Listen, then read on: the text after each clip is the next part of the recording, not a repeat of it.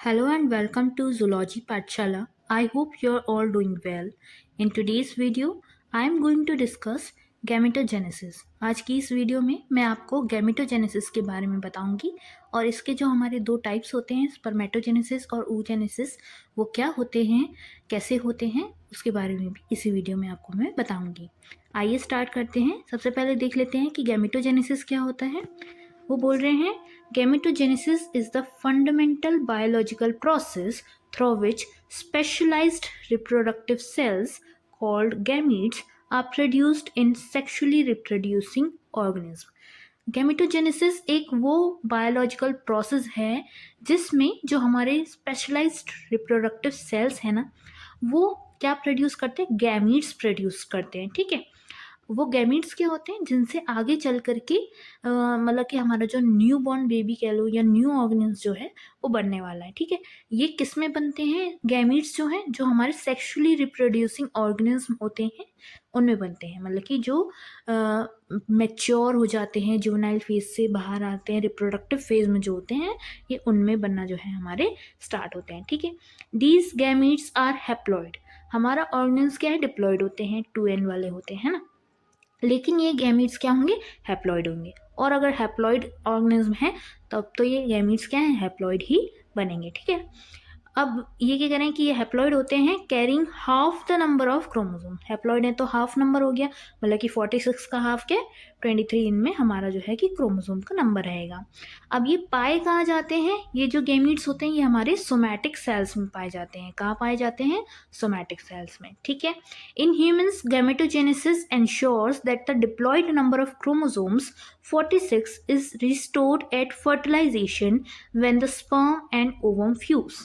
अब ह्यूमंस की अगर हम बात करें तो गैमेटोजेनेसिस ऐसा प्रोसेस है जो ये चीज़ इंश्योर करता है कि जो हमारे क्रोमोसोम हैं, ठीक है, उसका नंबर हमेशा 46 ही रहे। और ये कब रिस्टोर हो जाए जाकर के, मतलब कि हैप्लॉइड गैमीट्स तो बने हमारे, है ना, तो ये 46 क्रोमोसोम का नंबर कैसे होगा, अगर हैप्लॉइड गैमीट है तो 23 क्रोमोसोम होने चाहिए थे। तो गैमेटोजेनेसिस के दौरान ये चीज़ इंश्योर हो जाती है कि हैप्लॉइड नंबर होगा, तभी तो वो जब जाकर के मान लो स्पर्म का हैप्लॉइड है, ठीक है, ओवम जो है हैप्लॉइड है। अब ये 23 वाले लेकर के आए और इन्होंने क्या कर लिया, 46 वाला हमारा एक न्यू बॉर्न बेबी कह लो, न्यू ऑर्गेनिज्म कह लो, एक एग कह लो, फर्टिलाइज्ड एग कह लो, जाइगोट कह लो, वो हमारा बनाया, जो कि हमारा कितने नंबर्स होंगे उसमें क्रोमोसोम के, 46 नंबर ऑफ क्रोमोसोम होगा, डिप्लॉयड नंबर होगा, है ना। ठीक है, तो ये किस द्वारा हो पा रहा है, गैमेटोजेनेसिस के बारे द्वारा से हो पा रहा है, वजह से हो पा रहा है।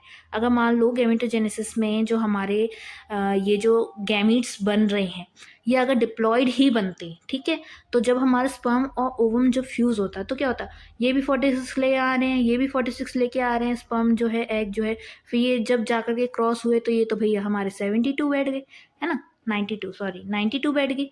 तो क्या होगा, ये तो गलत हो जाएगा, ये तो क्रोमोसोम का नंबर हमारे डबल हो गया।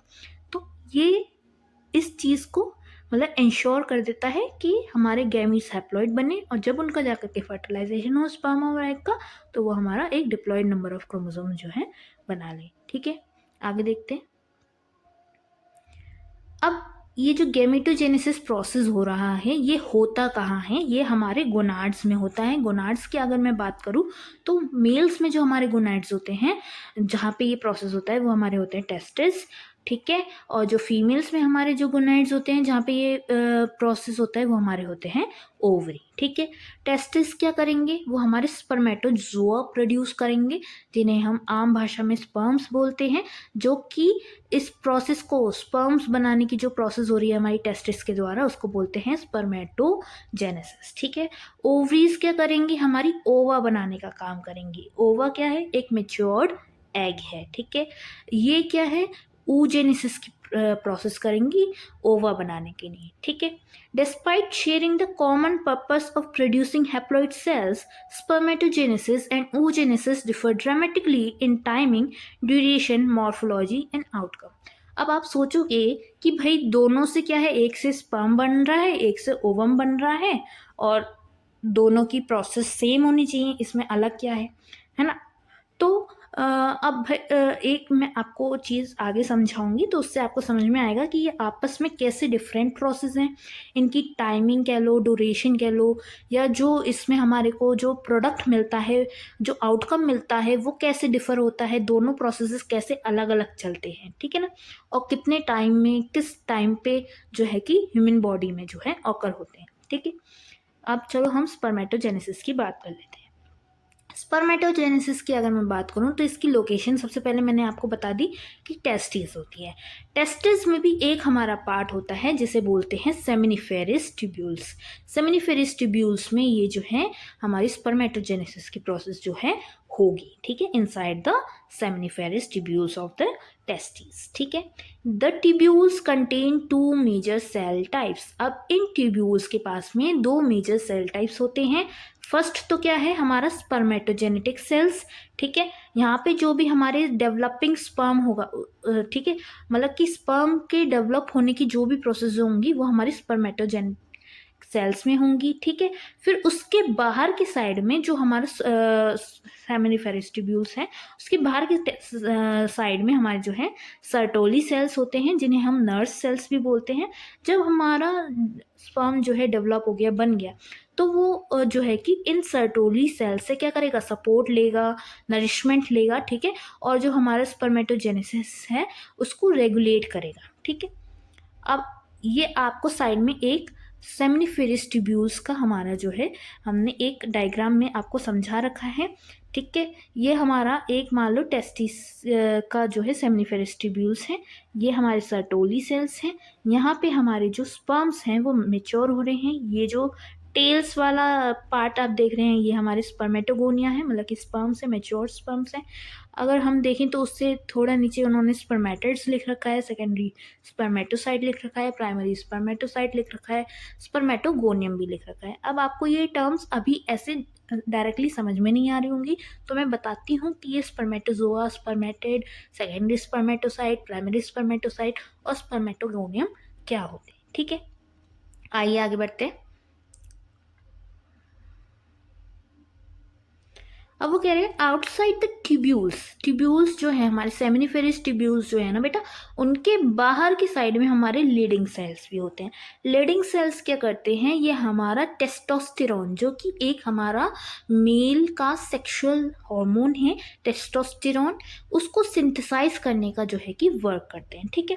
ये हार्मोन जो होता है ये हमारी स्पर्मेटोजेनेसिस की प्रोसेस को इनिशिएट करने के लिए, रेगुलेट करने के लिए असेंशियल होता है। इसी की वजह से जो है स्पर्मेटोजेनेसिस की प्रोसेस जो है इनिशिएट हो पाती है, रेगुलेट हो पाती है, ठीक है।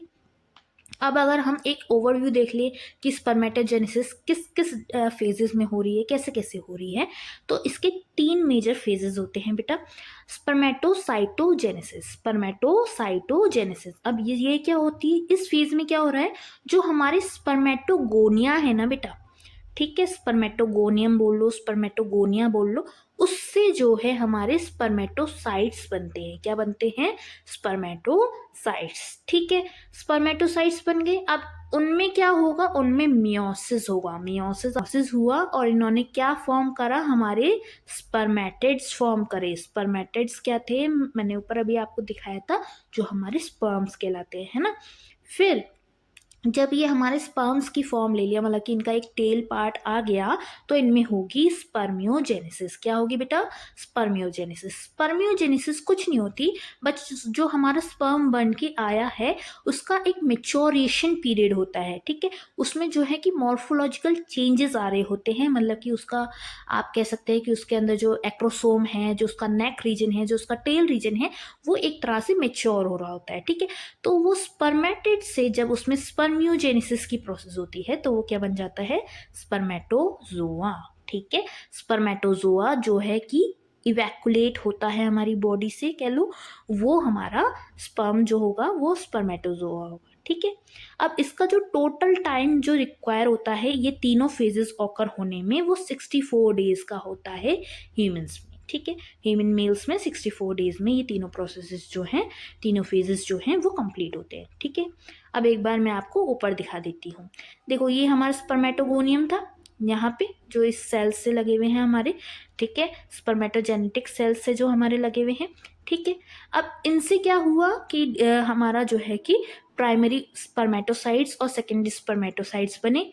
ठीक है, प्राइमरी स्पर्मेटोसाइट्स जो बने उसमें हमारा मियोसिस फर्स्ट हुआ तो वो सेकेंडरी स्पर्मेटोसाइट्स बने। सेकेंडरी स्पर्मेटोसाइट्स में हमारा मियोसिस सेकेंड का प्रोसेस हुआ तो वो स्पर्मेटिड बने। ठीक है, स्पर्मेटिड में हमारा स्पर्मेटोजेनेसिस हुआ, स्पर्मियोजेनेसिस हुआ तो वो उसने क्या बना लिया, हमारा स्पर्मेटोजोआ, जो कि हमारे बाहर जो है कि इवैक्यूलेट होने के लिए जो है रेडी है ना, मैच्योर हो चुका है, मैच्योर्ड स्पर्म से। ठीक है, कितने ड्यूरेशन लग रहा है इसमें, 64 डेज का ड्यूरेशन जो है लग रहा है। ठीक है, स्पर्मेटोजेनेसिस में थोड़ा सा आपको डिस्क्राइब कर देती हूँ। इसमें जो है कि हमारे जो टाइप्स ऑफ स्पर्मेटोगोनिया हैं वो कैसे कैसे होंगे वो बता देते हैं। Spermatogonia rest on the basement membrane of seminiferous tubule and are diploid two n. जो आपने अभी ऐसे वाले रीजन पे जो सेल्स देखे वो हमारे क्या थे, स्पर्मेटोगोनिया थे। ठीक है, ये डिप्लॉयड सेल्स हैं और ये जब थोड़े मेच्योरेशन पीरियड के लिए, थोड़े टाइम के लिए हमारे जो सेमिनिफेरस ट्यूब्यूल्स की जो मेम्ब्रेन है, बेसमेंट मेम्ब्रेन है, वहाँ पे जो है रेस्ट पीरियड में रहते हैं। ठीक है, अगर टाइप ए देखिए हम इसका कैसा होता है तो वो डार्क होता है, स्टेम सेल्स पॉपुलेशन के नहीं होता है। ठीक है, टाइप ए अगर हम देखें जो पेल होता है वो हमारा क्या करता है, टाइप बी को बनाने में काम करता है। ठीक है, और टाइप बी अगर हम देखें तो ये हमारे जो है कि बाद में जाकर के हमारे जो प्राइमरी स्पर्मेटोसाइट्स हैं उनको बनाने का काम करते हैं। ठीक है, डार्क वाला जो होगा वो हमारे सिर्फ और सिर्फ स्टेम सेल्स की पॉपुलेशन बढ़ाने में काम करेगा, या हमारे काम का नहीं है। ठीक है, पेल वाला जो है वो हमारे काम का है क्योंकि उससे जो है कि हमारे प्राइमरी स्पर्मेटोसाइट्स जो है बनेंगे। ठीक है, नेक्स्ट देखते हैं अब प्राइमरी स्पर्मेटोसाइट्स का फॉर्मेशन कैसे हो रहा है। टाइप वी जो अभी हमने बताया स्पर्मेटोगोनिया जो था टाइप वी वाला, वो क्या करेगा, हमारा पहले मियोसिस वाले में जाएगा। मियोसिस में क्या है, फर्स्ट स्टेज क्या है, माइटोसिस होती है, मतलब कि वो जो है अपना डिवीजन कर रहा है ना, तो उसने क्या बना लिया, प्राइमरी स्पर्मेटोसाइट्स हो गए। प्राइमरी स्पर्मेटोसाइट्स हैं, माइटोसिस के बेसिस पे बने हैं तो इनका नंबर क्या होगा क्रोमोसोम का, 2n होगा, मतलब कि ये डिप्लॉयड होंगे, है ना। अब ये जो हैं लार्जेस्ट स्पर्मेटोजेनिक सेल्स होते हैं, ये हमारे सबसे लार्जेस्ट स्पर्मेटोजेनिक सेल्स होते हैं और इसमें फिर हमारी मियोसिस फर्स्ट जो है एंटर कर जाते हैं। ये जो प्राइमरी स्पर्मेटोसाइट्स है ये हमारी मियोसिस फर्स्ट में जो है एंटर कर जाते हैं। ठीक है, अब मियोसिस जो हो रही है, मियोटिक डिवीजन के दौरान क्या क्या हो रहा है, देखो बेटा, मियोसिस फर्स्ट के दौरान जो हमारा प्राइमरी स्पर्मेटोसाइट है वो हमारे सेकेंडरी स्पर्मेटोसाइट्स जो हैं उनको बनाता है।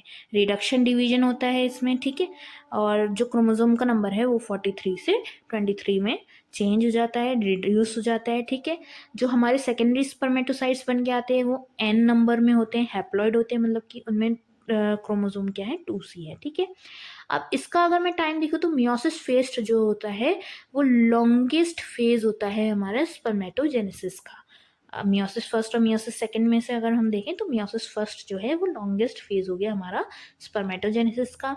ठीक है, मियोसिस सेकंड की अगर मैं बात करूँ तो इसमें जो हमारा सेकेंडरी स्पर्मेटोसाइट हमारा मियोसिस फर्स्ट का जो प्रोडक्ट था, ठीक है, उसमें होगा ये मियोसिस सेकंड। ठीक है, और ये क्या बनाएगा, हमारा स्पर्मेटिड्स बनाएगा। स्पर्मेटिड्स बनाएगा कैसे, देखो इसका नंबर क्या था, एन था, है ना, हैप्लॉइड था ये, तो इसमें इक्वेशनल डिवीजन होगा, मतलब कि जितना नंबर ऑफ क्रोमोसोम पेरेंट्स में है उतना ही जो है कि डॉटर सेल में भी नंबर ऑफ क्रोमोसोम जाएगा। ठीक है, तो जो हमारे पास स्पर्मेटिड्स बन के आएंगे वो कैसे आएंगे, हैप्लॉइड आएंगे, मतलब कि सी वाले आएंगे। ठीक है, अब ऐसे अगर हम देखें तो एक मान लो स्पर्मेटोगोनिया था, ठीक है, उससे दो हमारे प्राइमरी स्पर्मेटोसाइट्स बने, फिर इन दोनों से दो दो हमारे सेकेंडरी स्पर्मेटोसाइट्स बने, है ना।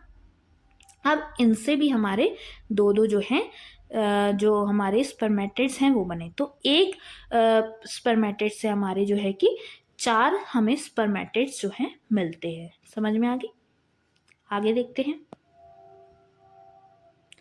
अब ये जो हमें स्पर्मेटिड्स मिले हैं इनमें क्या होगा, हमारे बेटा स्पर्मियोजेनेसिस की प्रोसेस होगी। स्पर्मियोजेनेसिस क्या होता है, spermiogenesis is the morphological transformation of spherical spermatids into streamline spermatozoa without further division.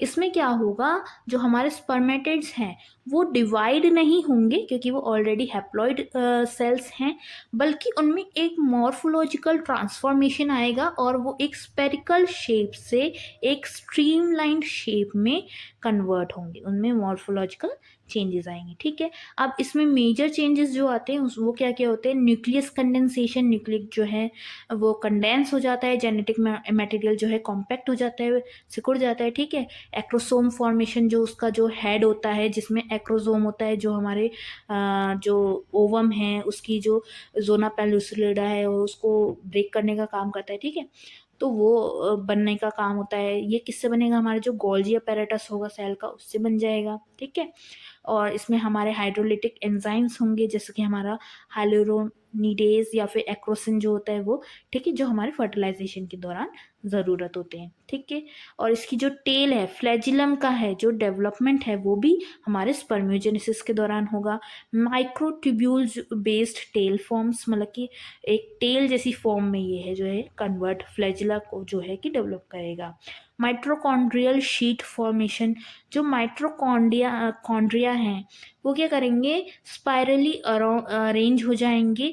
जो इसका नेक रीजन होता है उसमें जो है कि माइट्रोकॉन्ड्रिया जो है अरेंज हो जाएंगे, जिससे कि वो इसमें एटीपी का प्रोडक्शन कर पाए और उसको जो है मोटाइल बना पाए, वो जो है मूव कर पाए इस एनर्जी के द्वारा। ठीक है, मूव कर पाएगा भाई, तभी तो जो है कि जाकर के वो जो हमारा यूरिनरी ट्रैक्ट है, मान लो जो हमारा फीमेल रिप्रोडक्टिव ट्रैक्ट है, उसमें जो है मूव करके वो हमारे ओवम तक पहुंच पाएगा, क्योंकि ओवम तो हमारा मोटाइल नहीं होता, स्पर्म ही हमारा मोटाइल होता है।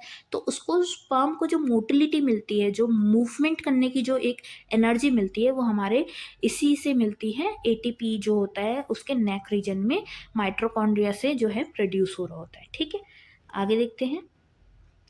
साइटोप्लाज्मिक रिडक्शन की अगर मैं बात करूँ तो जो हमारा एक्सेस साइटोप्लाज्म होता है वो रेसिडुअल बॉडीज बना लेता है, जो हमारे सर्टोली सेल्स के द्वारा जो है मतलब एक तरह से कह लो ख़त्म कर दी जाती है। ठीक है, अब फाइनल रिलीज जो होता है वो क्या होता है? स्पर्मिएशन होता है, रिलीज का जो काम होता है। ठीक है, जो हमारे स्पर्मेटोजोआ हैं जो मैच्योर हो चुके हैं वो अब हमारे सर्टोली सेल्स से रिलीज कर दिए जाते हैं, हमारे जो ल्यूमेन होता है सेमिनिफेरस ट्यूब्यूल्स का, उसमें। अब इस स्टेज पे जाकर के जो हमारे स्पर्म्स हैं वो मैच्योर हैं मॉर्फोलॉजिकली, बट वो फिजियोलॉजिकली मैच्योर नहीं हुए होते हैं। ठीक है, फिजियोलॉजिकली मैच्योर होने के लिए उनको मोटिलिटी की ज़रूरत है।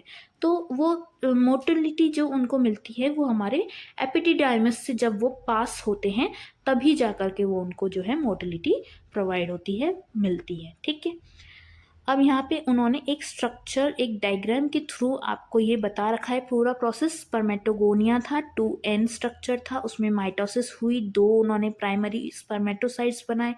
प्राइमरी स्पर्मेटोसाइट्स में मियोसिस फर्स्ट हुई, रिडक्शन डिवीजन हुआ, उन्होंने सेकेंडरी स्पर्मेटोसाइट्स बनाए 2, जो हमारे n नंबर ऑफ क्रोमोसोम्स थे जिनमें, और सेकेंडरी स्पर्मेटोसाइट्स में हमारी मियोसिस सेकेंड हुई, जिसमें हमें 4 जो है हैप्लॉइड स्पर्मेटिड्स मिले। स्पर्मेटिड्स में हमारी जो है स्पर्मियोजेनेसिस हुई, स्पर्मियोजेनेसिस से हमें जो है स्पर्मेटोजोआ यानी कि स्पर्म जो है मिल गए, जो हमारे मॉर्फोलॉजिकली मैच्योर थे लेकिन फिजियोलॉजिकली मैच्योर नहीं थे।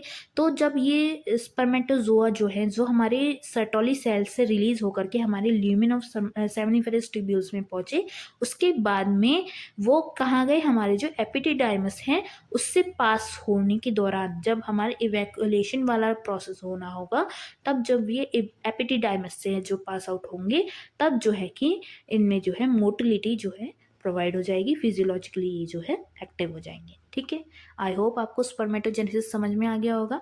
ठीक है, अब नेक्स्ट हम oogenesis की बात करेंगे, पर उससे पहले मैं आपको एंडोक्राइन रेगुलेशन भी बताना चाहूँगी स्पर्मेटोजेनेसिस का, कि एंडोक्राइन रेगुलेशन कैसे होता है।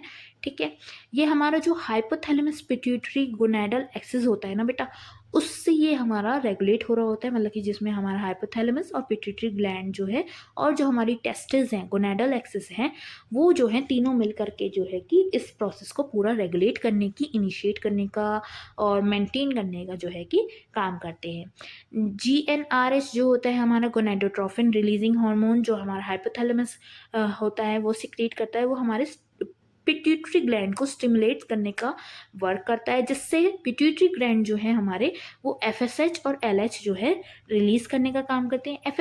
FSH क्या करता है, ये हमारे सर्टोली सेल्स को एक्टिवेट करने का काम करता है, ठीक है, और ABP सिक्रीशन को भी स्टिमुलेट करने का काम करता है। LH क्या करता है, ल्यूटिनाइजिंग हार्मोन जो होता है वो हमारे लीडिंग सेल्स जो होते हैं बेटा उन पे एक्ट करता है, उनको स्टिमुलेट करने का काम करता है, ठीक है, और जो हमारा लीडिंग सेल्स से टेस्टोस्टेरॉन का प्रोडक्शन है उसको स्टिमुलेट करने का ये काम करता है। अब टेस्टोस्टेरॉन का प्रोडक्शन हो गया, टेस्टोस्टेरॉन क्या करता है, जो हमारे मायोटिक डिवीजन हो रहे हैं और जो हमारा स्पर्मियोजेनेसिस हो रहा है उसको रेगुलेट करने का काम करता है, उनके लिए ये असेंशियल होता है, ठीक है। इनहिबिन बी की अगर मैं बात करूँ तो ये हमारे जो सर्टोली सेल्स होते हैं बेटा वो भी अपना एक हार्मोन रिलीज करते हैं जिसे हम इनहिबिन बी बोलते हैं, ठीक है। इससे जो हमारा FSH है ना उसका सिक्रीशन इनहिबिट होता है।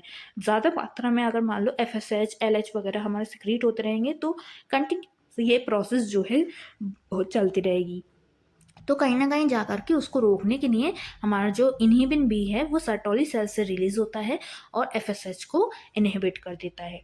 एस्ट्रोजेंस की अगर मैं बात करूँ, जो हमारे लोकल हार्मोन्स होते हैं ये हमारे सर्टोली सेल्स में प्रोड्यूस होते हैं, टेस्टिस में, ठीक है ना, और ये जो हमारे स्पर्मेटोजेनेसिस के प्रोसेस होते हैं उसको एड करते हैं, उसको इनिशिएट करने का, रेगुलेट करने का काम करते हैं, उसमें हेल्प करते हैं, ठीक है ना। अब oogenesis की बात करते हैं। oogenesis की अगर मैं बात करूँ, जैसे कि मैंने आपको बताया ये हमारी ओवरी में होती है, ओवरी में होती है।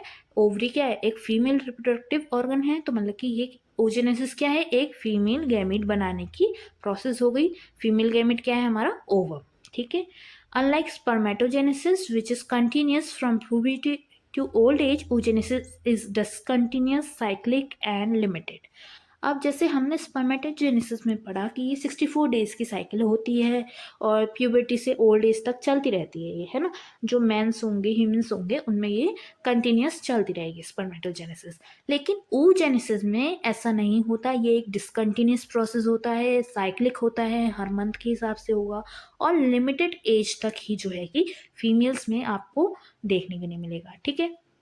अब एक चीज़ ये भी है कि स्पर्मेटोजेनेसिस जो है वो जब प्यूबर्टी के बाद में होता है ना, बॉयज़ में स्टार्ट, मेल्स में स्टार्ट, लेकिन जो फीमेल्स होती हैं उनके अंदर जो oocytes होते हैं जिनसे हमारा ओवम जो है बनने वाला है, ओवा जो है बनने वाला है, वो oocytes जो हैं उसके पास तभी होते हैं जब वो मतलब कि तभी बन जाते हैं जब वो मतलब अपने मदर के वॉर्म में होती है, ठीक है ना। जब एक गर्ल चाइल्ड किसी मदर के वॉर्म में होती है तभी उस टाइम पे ही उसके जो oocytes होते हैं वो उसकी बॉडी में प्रोड्यूस हो जाते हैं, और जब वो बॉर्न हो जाती है तो उसके बाद में उसकी प्यूबर्टी की एज आती है और वो oocytes जो है एक एक करके मेच्योर होना स्टार्ट होते हैं। बस वो उसके बॉर्न होने के बाद में मेच्योर होते हैं, ठीक है ना।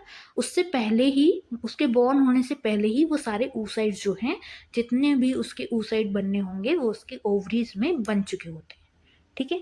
समझ में आ गया, थोड़ा और अच्छे से समझ में आएगा जब आप आगे के इसकी प्रोसेस को पढ़ेंगे, ठीक है। आगे देखते हैं, आगे उन्होंने हमें स्टेजेस के बारे में बता रखा है। बेटा स्टेजेस अगर हम देखें oogenesis की, तो जैसे हमारे स्पर्मेटोजेनेसिस में 3 फेजेस थे, स्पर्मेटोजेनेसिस की तरह ही oogenesis में भी 3 मेन स्टेजेस होते हैं।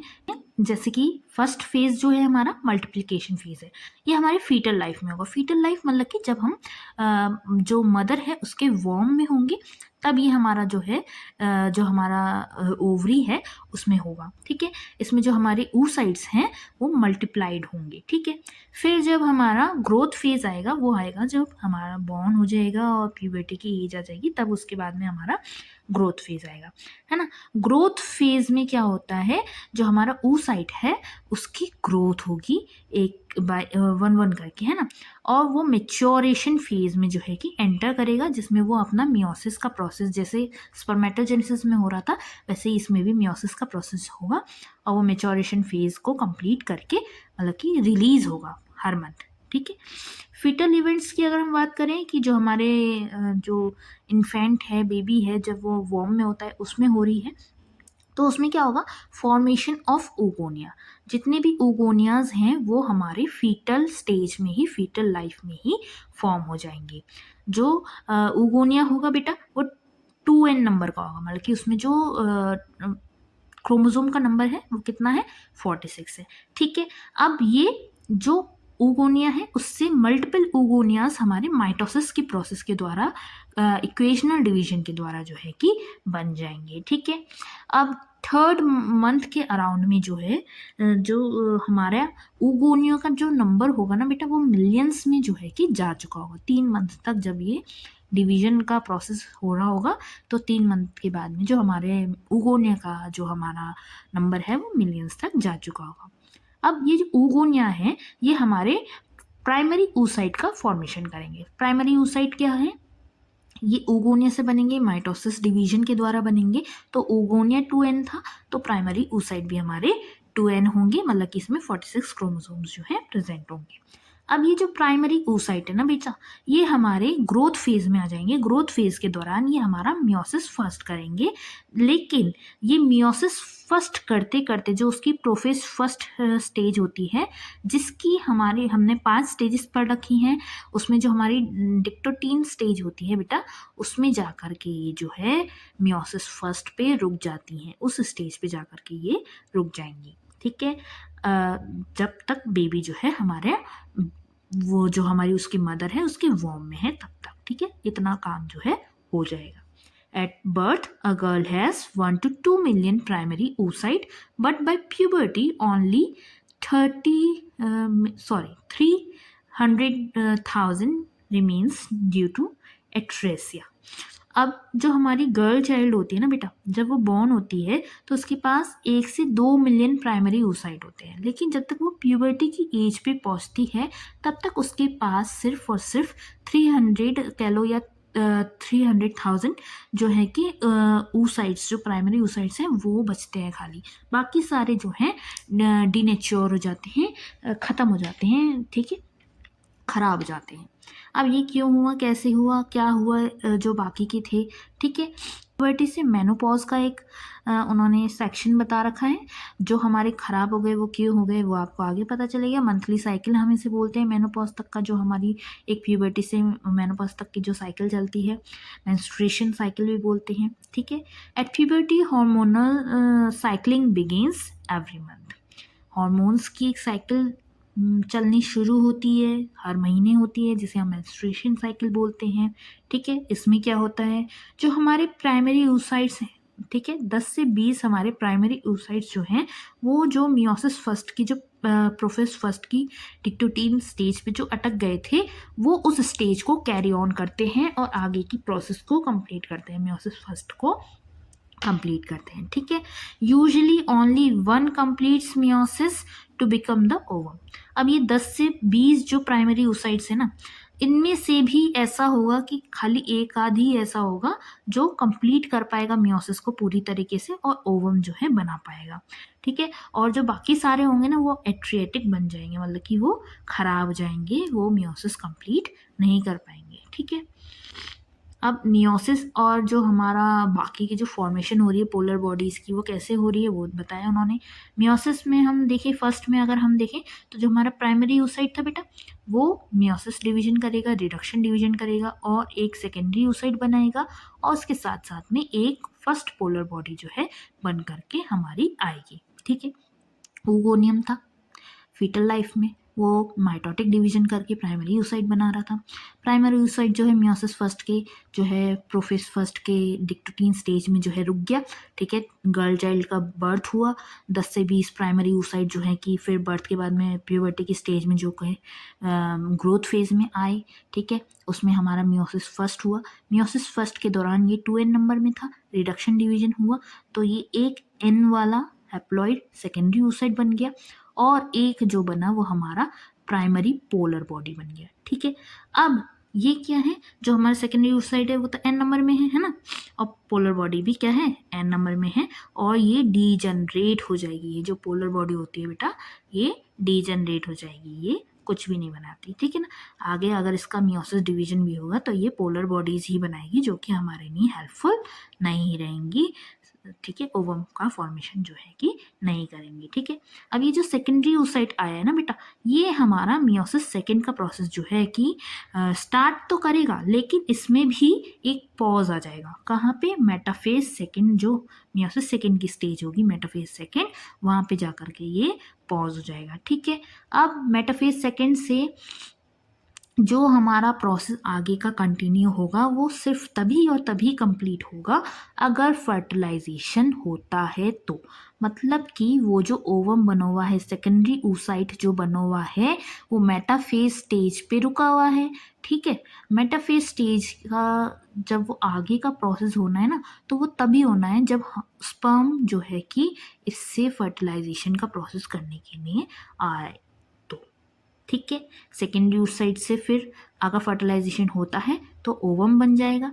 ठीक है, और साथ ही साथ में एक पोलर बॉडी जो है बन जाएगी। ये एन नंबर में था तो ओवम क्या है, एन नंबर में हुआ, और सेकेंडरी पोलर बॉडी भी एन नंबर की हुई। नंबर ऑफ क्रोमोसोम क्या है, एन है। ठीक है, तो ऐसे करके हमें एक oogonia कह लो या oocyte कह लो, उससे एक ही ओवम मिला। जबकि अगर हम स्पर्मेटोजेनेसिस में देखें तो एक स्पर्मेटोगोनियम से हमें 4 स्पर्मेटिड्स, स्पर्मेटोजोआ जो है मिल रहे थे। ठीक है, समझ में आया कैसे डिफरेंट होता है oogenesis और स्पर्मेटोजेनेसिस। ठीक है, अब ओवम के स्ट्रक्चर के बारे में उन्होंने जो है थोड़ा यहाँ पे समझा रखा है। स्ट्रक्चर ऑफ मेच्योर ओवम की हम बात कर लेते हैं बेटा। अगर हम स्ट्रक्चर की बात करें तो जो हमारा ओवम होता है ना, उसमें एक सबसे आउटर लेयर होती है जोना पेलुसिडा, जिसको ब्रेक करना इजी नहीं होता। ये एक ग्लाइको प्रोटीन एनवलप होता है। ठीक है, जो हमारे ओवम को प्रोटेक्ट करने का काम करता है। ठीक है, एक तरह से मान लो जो हमारा कॉर्पस ल्यूटियम है ना, वो इस लेयर को फॉर्म करने का काम कर रहा है। उसके बाद में ये लेयर जो है हमारे ओवम की प्रोटेक्शन के लिए वर्क करती है। अब इस लेयर को ब्रेक करना इसलिए हार्ड है क्योंकि एक तो ये ग्लाइकोप्रोटीन से बनी हुई है, और दूसरी बात जो हमारे स्पर्म होते हैं ना, उसका जो एक्रोसोम का पार्ट होता है ना बेटा, उसमें कुछ ऐसे हमारे एंजाइम्स प्रेजेंट होते हैं जो इस लेयर को मतलब कि जब वो स्पर्म आकर के इस लेयर से अटैच होगा तब वो रिलीज होंगे, और तभी ये लेयर जो है कि उनको एंट्री जो है अलाउ करेगी। ठीक है, दूसरा अगर हम एक इसका स्ट्रक्चर देखें ओवम का, तो कोरोना रेडिएटा भी होता है, जो हमारे ग्रैनुलोसा सेल्स जो होते हैं उनकी एक लेयर होती है जिसे हम कोरोना रेडिएटा बोलते हैं। ठीक है, साइटोप्लाज्म अगर हम देखें ओवम का, तो वो हमारे ऑर्गेनल्स में रिच होगा। उसमें एमआरएनए, प्रोटीन्स वगैरह सब चीज़ें जो ऑर्गेनल्स होती हैं वो हमारी प्रेजेंट वहाँ पे रहेंगी। ठीक है, अगर ओवम में हमारा फर्टिलाइजेशन प्रोसेस होने वाला है तभी वो हैप्लॉइड न्यूक्लियस जो है फॉर्म करेगा। मतलब कि उसका न्यूक्लियस जो है वो कंडेंस होगा, कॉम्पैक्ट जो है होगा। ठीक है, अब अगर मैं कंपैरिजन देख लूँ कि स्पर्मेटोजेनेसिस और हमारी oogenesis में क्या क्या फीचर्स सेम हैं, डिफरेंट हैं, कैसा है। ठीक है, तो कब बिगिन होती है स्पर्मेटोजेनेसिस?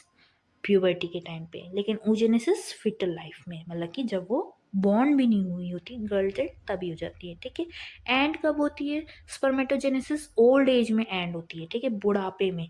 लेकिन oogenesis में एक मेनोपॉज आता है जो कि अराउंड 45 की एज के आसपास होता है। उस टाइम पे ये जो प्रोसेस है oogenesis की वो बंद हो जाती है फीमेल्स में। ठीक है, अब गैमीट्स कितने फॉर्म हो रहे हैं पर प्रिकर्सर, मतलब कि एक बार प्रोसेस हुआ स्पर्मेटोजेनेसिस या oogenesis तो कितने गैमीट्स फॉर्म करे? स्पर्मेटोजेनेसिस में 4 स्पर्म्स फॉर्म होंगी, लेकिन oogenesis में सिर्फ एक ही ओवम फॉर्म होता है, बाकी पोलर बॉडीज बनती हैं। ठीक है, ड्यूरेशन की अगर मैं बात करूँ तो स्पर्मेटोजेनेसिस कंटिन्यूस होता है। इसमें कोई भी स्टेज पे अरेस्ट कह लो या रेस्ट कह लो, ब्रेक कह लो, वो नहीं होता, कंटिन्यूसली ये होता है। और एक बार में हमें स्पर्मेटोगोनिया से स्पर्मेटिड्स जो हैं, स्पर्म्स जो हैं वो मिल जाते हैं। लेकिन oogenesis की अगर मैं बात करूँ तो ये डिसकंटिन्यूस है। पहली बात तो पहले फेटल लाइफ में होगी, फिर उसके बाद में एक प्यूबर्टी की स्टेज आएगी, और तब जा कर के वो ग्रोथ फेज में जाएंगे। मेच्योरेशन फेज तब आएगी जब वो फर्टिलाइजेशन हो गया तभी आएगी, वरना नहीं आएगी। तो ये डिसकंटिन्यूस प्रोसेस है और एक साइक्लिक प्रोसेस है। साइक्लिक का मतलब हो गया कि ये मंथ में जो है कि होती ही है ना। मंथ में जो है ओवम कह लो, ओगोनिया कह लो, वो रिलीज होता ही है। ठीक है। ग्रोथ फेज की अगर मैं बात करूँ तो स्पर्मेटोजेनेसिस में ग्रोथ फेज जो होती है वो मिनिमम होती है। बहुत कम समय में जो है कि ग्रोथ हो जाती है जो हमारे स्पर्मेटोसाइट्स हैं उनकी, स्पर्मेटिड्स हैं उनकी। लेकिन oogenesis में एक्सटेंसिव ग्रोथ फेज होता है, बहुत ही लंबे टाइम तक वो ग्रोथ फेज में जो है कि रहते हैं। कंप्लीशन अगर हम देखें मियोसिस का, तो स्पर्मेटोजेनेसिस में कंटिन्यूसली मियोसिस की प्रोसेस होती है और वो कंटिन्यू होकर के मतलब एक बार में कंप्लीट हो जाती है। लेकिन oogenesis में जो कंप्लीशन हो रहा है हमारा मियोसिस का, मतलब कि जब वो एंड हो रही है वो सिर्फ फर्टिलाइजेशन के दौरान ही होगी, एंड उसके अलावा वो कंप्लीट नहीं होती मियोसिस की प्रोसेस, वो मेटाफेज सेकेंड फेज पे आकर के अटक जाती है। ठीक है। तो यही था हमारा आज का टॉपिक गैमेटोजेनेसिस, और उसके जो हमने टॉपिक्स पढ़े स्पर्मेटोजेनेसिस एंड oogenesis। अभी आप इसमें कैसे डिफरेंस होते हैं, कैसे इसमें मतलब कि प्रोसेसेस होते हैं, कैसे हमें जो आउटकम है वो मिलता है, वो सब मैंने आपको इस वीडियो में समझाया। आई होप आपको ये वीडियो अच्छी लगी होगी और आपको ये अच्छे से समझ में आई होगी। अगर आपको ये वीडियो अच्छी लगी हो तो मेरे चैनल को सब्सक्राइब करना ना भूलिएगा, जूलॉजी पाठशाला। और आप मेरी चैनल को एक बार जा करके देखिए, उस पर मैंने काफ़ी सारे हेल्पफुल वीडियोस जो है अपलोड कर रखे हैं बायोलॉजी टॉपिक पे, जो आपके लिए CSIR NET, UP LT grade lecturer, GIC lecturer, कुछ सी भी चीज़ की अगर आप प्रिपरेशन कर रहे हैं तो बहुत ही हेल्पफुल रहने वाले हैं। बाय बाय, टेक केयर, मिलते हैं नेक्स्ट वीडियो में।